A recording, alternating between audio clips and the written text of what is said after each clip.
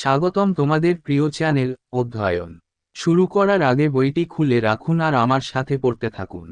আমাদের এই ছোট্ট চ্যানেলটি সাবস্ক্রাইব করতে ভুলবেন না। চলুন শুরু করি। In this way, the English company proved to be the superior force in many ways. It was wealthier, had a vastly superior infrastructure with larger fleets. The English company conducted more frequent voyages and had superior knowledge of commerce. The English company was a great private corporation, not dependent on any way on the state. In fact, the state was in its debt. While Pondicherry grew as strong and impressive as the English settlement in Madras, it could not match the latter in extent and variety of commerce. Chandanagar in the east proved no match for Calcutta. Such were the qualitative differences between the two companies that ultimately led to the defeat of the French at the hands of the English in India. এইভাবে ইংরেজ company বিভিন্ন দিক থেকে উচ্চতর শক্তি হিসাবে প্রমাণিত হয়েছিল। এটি ধনী ছিল, বৃহত্তর নৌবহর সহ একটি বিশাল উচ্চতর অবকাঠামো ছিল। ইংরেজ কোম্পানি আরও ঘন ঘন সমুদ্রযাত্রা পরিচালনা করত এবং বাণিজ্য সম্পর্কে উচ্চতর জ্ঞান ছিল। ইংরেজ কোম্পানি ছিল একটি বড় প্রাইভেট কর্পোরেশন, কোনোভাবেই রাষ্ট্রের উপর নির্ভরশীল ছিল না। আসলে রাষ্ট্র তার ঋণের মধ্যে ছিল। পন্ডিচেরি মাদ্রাজের ইংরেজদের বসতির মতো শক্তিশালী এবং চিত্তাকর্ষক হয়ে উঠলেও বাণিজ্যের ব্যক্তি এবং বৈচিত্র্যের ক্ষেত্রে এটি পূর্ববর্তীটির সাথে মেলেনি। পূর্বের চন্দননগর কলকাতার জন্য কোন মিল প্রমাণ করেনি। এই দুটি কোম্পানির মধ্যে গুণগত পার্থক্য ছিল যা শেষ পর্যন্ত ভারতে ইংরেজদের হাতে ফরাসিদের পরাজয়ের কারণ হয়েছিল। British conquest of Bengal Plassey to Buxar, 1757–65. The beginning of British conquest in India may be traced back to the Battle of Plassey in 1757, in which the English company's forces defeated the Nawab of Bengal Siraj-ud-Daulah. In fact, the history of British conquest of Bengal is the history of gradual transfer of power from the Nawabs to the British during the short period of 8 years, from 1757 to 1764, the main cause of conflict being the commercial rivalry between the British and the Bengal Nawabs. ব্রিটিশদের বেঙ্গল প্লাসি থেকে boxer বিজয় 1757–65। ভারতে British বিজয়ের সূচনা হতে পারে 1757 সালের পলাশির যুদ্ধ থেকে, যেখানে ইংরেজ কোম্পানির বাহিনী বাংলার নবাব সিরাজ-উদ-দৌলাকে পরাজিত করেছিল। প্রকৃতপক্ষে 1757 থেকে 1764 সাল পর্যন্ত 8 বছরের স্বল্প সময়ের মধ্যে নবাবদের কাছ থেকে ব্রিটিশদের কাছে ধীরে ধীরে ক্ষমতা হস্তান্তরের ইতিহাস হল ব্রিটিশদের বাংলা বিজয়ের ইতিহাস। দ্বন্দ্বের প্রধান কারণ ছিল ব্রিটিশ এবং তাদের মধ্যে বাণিজ্যিক শত্রুতা।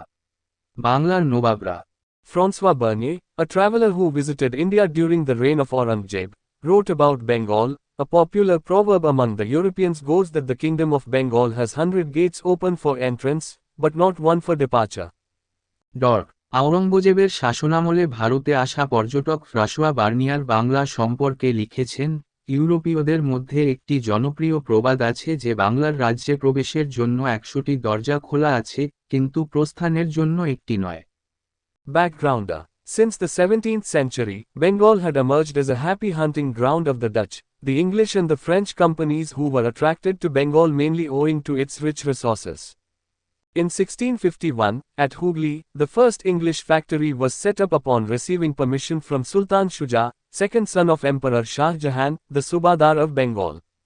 17 শতকের পর থেকে বাংলা ডাচ, ইংরেজ এবং ফরাসি কোম্পানিগুলির একটি সুখী শিকারের জায়গা হিসাবে আবির্ভূত হয়েছিল যারা মূলত এর সমৃদ্ধ সম্পদের কারণে বাংলার প্রতি আকৃষ্ট হয়েছিল। 1651 সালে হুগলিতে বাংলার সুবাহদার সুলতান সুজার সম্রাট শাহজাহানের দ্বিতীয় পুত্র অনুমতি পেয়ে প্রথম ইংরেজ কারখানা স্থাপিত হয়। In 1651 itself, Shuja also granted the English East India Company the privilege of free trade in Bengal, Bihar and Orissa in return for lump sum payment of 3,000 rupees, £350, at a time when the company's exports from Bengal were worth more than £50,000 a year. This was because Sultan Shuja was pleased by the services of one Mr. Boughton, who had successfully cured a royal lady of her disease. Thereafter, English factories sprang up at Kasim Bazar, Patna and other places. 1651 সালে নিজেই সুজা ইংরেজ east India কোম্পানিকে বাংলা, বিহার এবং উড়িষ্যায় মুক্ত বাণিজ্যের সুবিধা প্রদান করেন যার বিনিময়ে এককভাবে 3000 রুপি 350 প্রদান করা হয় যখন বাংলা থেকে কোম্পানির রপ্তানির মূল্য ছিল 50,000-এরও বেশি বছরে পাউন্ড। এর কারণ হল সুলতান সুজা জনৈক বাটনের সেবায় খুশি হয়েছিলেন, যিনি সফলভাবে একজন রাজকীয় মহিলার রোগ নিরাময় করেছিলেন। এরপর কাসিমবাজার, পাটনা প্রভৃতি স্থানে ইংরেজদের কারখানা গড়ে ওঠে। In 1698, the English company obtained the zamindari of the villages of Sutanuti, Kalikata and Gobindapur from Subadar Azim Ashan, on payment of 1,200 to the previous proprietors. In 1700, the Bengal factories were placed under Fort William. Soon the villages grew into a city known as Calcutta. 1698 সালে ইংরেজ company সুবাহদার আজিম উস-শানের কাছ থেকে সুতানুটি, কালিকাটা এবং গোবিন্দপুর গ্রামের জমিদারি পূর্ববর্তী মালিকদের 1,200 প্রদান করে লাভ করে। 1700 সালে বাংলার কারখানাগুলি ফোর্ট উইলিয়ামের অধীনে স্থাপন করা হয়। শীঘ্রই গ্রামগুলি কলকাতা নামে পরিচিত একটি শহরে পরিণত হয়। In 1717, Emperor Farrukhsiyar confirmed the trade privileges granted to the company by earlier Subadars. By early 18th century, exports from Bengal consisted of nearly 60% of the English company's imports from Asia, comprising of products such as cotton and silk textiles, handicrafts and raw products such as saltpeter, rice, indigo and pepper. 1717 সালে সম্রাট ফররুখ হোসিয়ার পূর্বের সুবাহদারদের দ্বারা কোম্পানিকে দেওয়া বাণিজ্য সুবিধা নিশ্চিত করেন।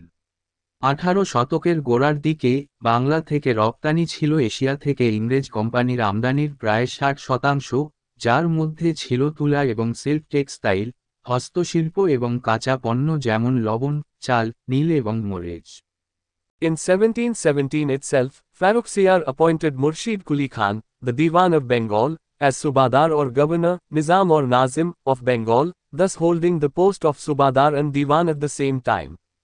Taking advantage of his position, Murshid Quli now declared himself as the Nawab of Bengal and became the first independent Nawab of Bengal. 1717 সালেই ফররুখ হোসিয়ার বাংলার দেওয়ান মুর্শিদ কুলি খানকে বাংলার সুবাহদার বা গভর্নর, নিজাম বা নাজিম নিযুক্ত করেন। এইভাবে একই সাথে সুবাহদার ও দেওয়ান পদে অধিষ্ঠিত হন। তার অবস্থানের সুযোগ নিয়ে মুর্শিদ কুলি এখন নিজেকে বাংলার নবাব হিসেবে ঘোষণা করেন এবং বাংলার প্রথম স্বাধীন নবাব হন। In 1740, Alivardi Khan, the deputy governor of Bihar, deposed and killed Nawab Sarfaraz Khan, grandson of Murshid Quli. Alivardi Khan rightly did not allow fortifications of French and English factories at Chandanagore and Calcutta. In 1756, Alivardi died, nominating his grandson Siraj-ud-Dowla as his successor. 1740 সালে বিহারের deputy governor Alivardi খান নবাব সরফরাজ খানকে, মুর্শিদ কুলির নাতি, পদচ্যুত ও হত্যা করেন। আলীবর্দী খান ঠিকই চন্দননগর ও কলকাতায় ফরাসি ও ইংরেজদের কারখানার দুর্গ স্থাপনের অনুমতি দেননি। 1756 সালে আলীবর্দী মারা যান, তার নাতি সিরাজ-উদ-দৌলাকে তার উত্তরাধিকারী মনোনীত করেন। Battle of Plassey, the 23rd of June 1757. The English company first acquired a foothold in Bengal politics through Plassey Conspiracy of 1757, which ended the rule of Siraj-ud-Dowla and inaugurated a new phase of British relations with India. Several developments converged to culminate into the Battle of Plassey, which marked the beginning of British conquest of India. পলাশীর যুদ্ধ 23 June 1757। ইংরেজ company 1757 সালের পলাশী ষড়যন্ত্রের মাধ্যমে বাংলার রাজনীতিতে প্রথম স্থান অধিকার করে, যা সিরাজ-উদ-দৌলার শাসনের অবসান ঘটায় এবং ভারতের সাথে ব্রিটিশ সম্পর্কের একটি নতুন পর্বের সূচনা করে। বেশ কিছু উন্নয়ন পলাশীর যুদ্ধে পরিণত হয় যা ভারতে ব্রিটিশ বিজয়ের সূচনা করে। Siraj-ud-Dowla, April 1756 to June 1757. Siraj's succession was challenged by two other contenders for the throne, Shaukat Yun, Faujdar of Purnia, and Ghasiti Begum, Alivardi's daughter. This resulted in intense court factionalism, and support was offered to different warring groups by a dominant group in the Nawab's court comprising Jagat Seth, Umichand or Amir Chand, Raj Ballabh, Rai Durlabh, Mir Jaffa, Zamindars and others who were also opposed to Siraj. This seriously destabilized the administration of Bengal, and the advantage was taken by English East India Company. Siraj-ud-Daulah, April 1756 থেকে June 1757। সিরাজের উত্তরাধিকারকে সিংহাসনের জন্য অন্য দুই প্রতিযোগী, শওকত জং পূর্ণিয়ার ফৌজদার এবং ঘসেটি বেগম আলীবর্দীর কন্যা দ্বারা চ্যালেঞ্জ করা হয়েছিল। এর ফলে জগৎ শেঠ উমিচাঁদ বা আমির চাঁদ, রাজবল্লভ রায় দুর্লভ, মির্জাফর জমিদার এবং অন্যান্য যারা বিরোধিতা করেছিল তাদের সমন্বয়ে নবাবের দরবারে একটি প্রভাবশালী গোষ্ঠী বিভিন্ন যুদ্ধরত গোষ্ঠীকে সমর্থনের প্রস্তাব দেয়। সিরাজ এটি বাংলার প্রশাসনকে মারাত্মকভাবে অস্থিতিশীল করে তোলে এবং এর সুবিধা ইংরেজ ইস্ট ইন্ডিয়া কোম্পানি গ্রহণ করে। Main reasons for conflict between the Nawab of Bengal and the English company were Farman of 1717. In 1717, the Mughal Emperor Farrukhsiyar issued a Farman, royal order, granting the British East India Company many trading privileges. This Farman became a perpetual source of conflict between the Bengal Nawabs and the English company. For one, it meant loss of revenue to the Bengal government, and second, dastaks were misused by the company's servants to evade taxes on their private trade. বাংলার নবাব এবং ইংরেজ কোম্পানির মধ্যে বিরোধের প্রধান কারণ ছিল 1717 সালের ফরমান। 1717 সালে মুঘল সম্রাট ফররুখসিয়ার একটি ফরমান, রাজকীয় আদেশ জারি করেন যা ব্রিটিশ ইস্ট ইন্ডিয়া কোম্পানিকে অনেক বাণিজ্য সুবিধা প্রদান করে। এই ফরমান বাংলার নবাব ও ইংরেজ কোম্পানির মধ্যে দ্বন্দ্বের চিরন্তন উৎস হয়ে ওঠে। প্রথমত, এর অর্থ ছিল বাংলা সরকারের রাজস্বের ক্ষতি এবং দ্বিতীয়ত, কোম্পানির কর্মচারীরা তাদের ব্যক্তিগত বাণিজ্যে কর ফাঁকি দেওয়ার জন্য দস্তকের অপব্যবহার করেছিল। Shelter to Krishna Das. The English company had given shelter to Krishna Das, son of Raj Ballabh, who had fled with immense treasures against the Nawab's will. Support to Ghasiti Begum. The company had also offended the Nawab by giving support to the claims of Ghasiti Begum. Krishna দাসকে আশ্রয়। ইংরেজ company রাজবল্লভের পুত্র কৃষ্ণ দাসকে আশ্রয় দিয়েছিল, যিনি নবাবের ইচ্ছার বিরুদ্ধে বিপুল ধন সম্পদ নিয়ে পালিয়েছিলেন। ঘসেটি বেগমের প্রতি সমর্থন। কোম্পানিও ঘসেটি বেগমের দাবির প্রতি সমর্থন জানিয়ে নবাবকে অসন্তুষ্ট করেছিল। Immediate cause. The breaking point came when the English company, anticipating another round of Anglo-French struggle, began to strengthen the fortifications of Fort William and mounted guns on its walls. Siraj pleaded repeatedly with the English to desist from further fortification, but to no avail. Seeing his own authority flouted in his own dominion, Siraj-ud-Dowlah decided to launch an offensive.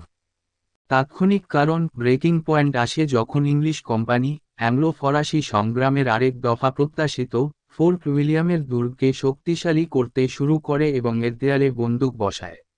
Siraj আরও দুর্গ থেকে বিরত থাকার জন্য ইংরেজদের কাছে বারবার অনুরোধ করেছিলেন, কিন্তু কোন লাভ হয়নি। নিজের আধিপত্যে নিজের কর্তৃত্ব লঙ্ঘন দেখে সিরাজ-উদ-দৌলা আক্রমণ চালানোর সিদ্ধান্ত নেন। এখানেই এই ভিডিওটি শেষ করলাম। পরবর্তী ভিডিওতে আমরা বাকিটা পড়ব।